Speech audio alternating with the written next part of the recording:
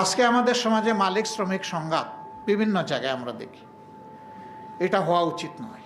মালিক পক্ষ উদ্যোগ নিয়েছে বলেই আমার কর্মসংস্থান তৈরি হয়েছে, আবার আমি আছি বলেই মালিক পক্ষের কলকারখানার চাকা ঘুরে। সুতরাং একজন আরেকজনের আমরা সম্পূরক, পরিপূরক। আমরা কলিশনে যেতে পারি না, আমরা কোঅর্ডিনেশনে যেতে পারি।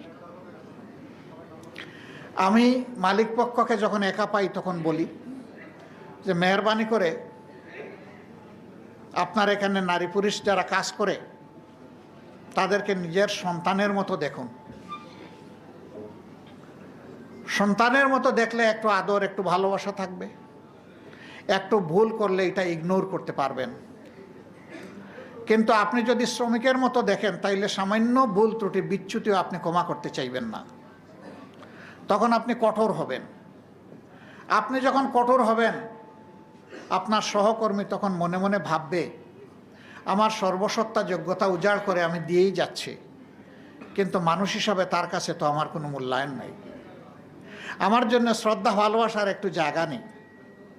কিন্তু সে যখন দেখবে উল্টা দিকে যে আপনি ঠিকই সন্তানের মতো আদর করেন, ভুল করলেও মাথায় হাত বুলিয়ে দিয়ে বলেন আমি তোমার কাছে এটা আশা করিনি, তোমার জন্য দোয়া থাকলো, আপনার শাসনের জন্য এনাফ ইজ এনাফ। আপনি গালি দিয়ে, ধমক দিয়ে, পুলিশে ধরিয়ে দিয়ে, চাবুক মেরে আপনি শাসন করে কোনো বেনিফিট পাবেন না। আপনি আদরের সাথে একটু শাসন জড়াইয়ে দেন, that will be best administration. আপনি সেটা করেন। আবার যখন শ্রমিক ভাইদের সাথে বসি তখন বলি যে ওই লোকটাকে পিতার মতো দেখো, তাহলে পিতৃসুলভ আচরণ তার কাছ থেকে পাবা। কিন্তু তুমি যদি ভাই মুখামুখি হয়ে যাও, বোন তুমি মুখামুখি হয়ে যাও, তাহলে এই নিয়ামত তুমি পাবা না। আর তোমাকে যে স্থাপনা তোমার হাতে এস্টাবলিশমেন্ট তুলে দেওয়া হয়েছে, তার ক্যাপিটাল মেশিনারি সহ এই সবগুলাকে তোমার সন্তানের মতো তুমি দেখো, তাহলে এগুলার যত্ন নেওয়া, রক্ষণাবেক্ষণ করা, তার বেস্ট ইউটিলাইজেশন করা তোমার পক্ষে সম্ভব।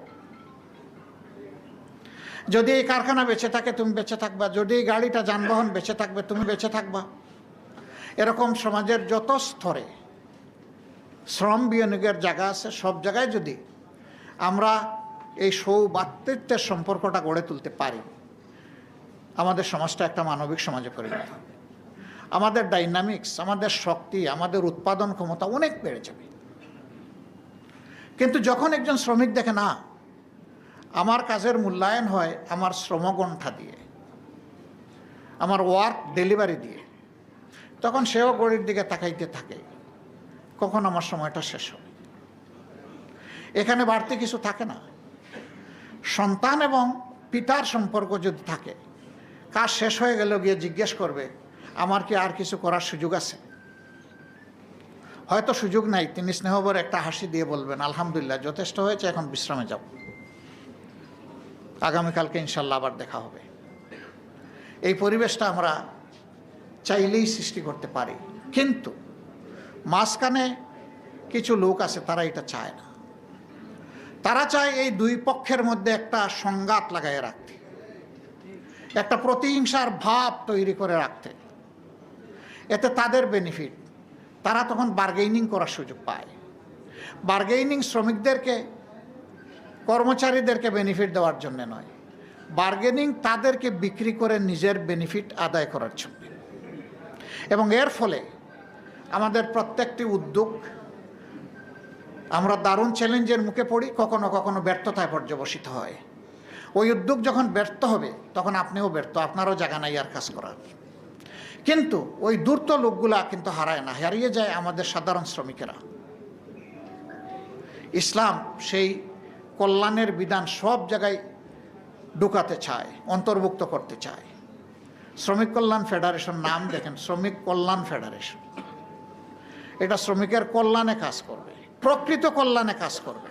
দুটা কল্যাণ, একটা হচ্ছে প্রত্যেক শ্রমিককে মানবিক অনুভূতি জাগিয়ে তুলে তার মাঝে নৈতিকতা তৈরি করা, সে স্বকীয় দায়িত্ববোধের জায়গা থেকে তার দায়িত্বের পুরাটা আদায় করে সে চাইবে তার পুরা রুজিটা হালাল হোক এবং এর মাধ্যমে শ্রমগণ এলাকায় উদ্যোগগুলা সফল হোক। দ্বিতীয়ত, তাদের কোনো অধিকার কেউ যেন কায়দা করে কোনোভাবে কেড়ে নিতে না পারে, তার পক্ষে যোদ্ধা হয়ে দাঁড়ায় যাওয়া, লড়াই করা, অর্থবহ সহযোগিতা করা। আমি শ্রমিক কল্যাণ ফেডারেশনকে বলবো, কাজ আপনাদের শুরু, শেষ হয়নি। কেটিভি বাংলা, বিশ্বের চোখে বাংলাদেশ।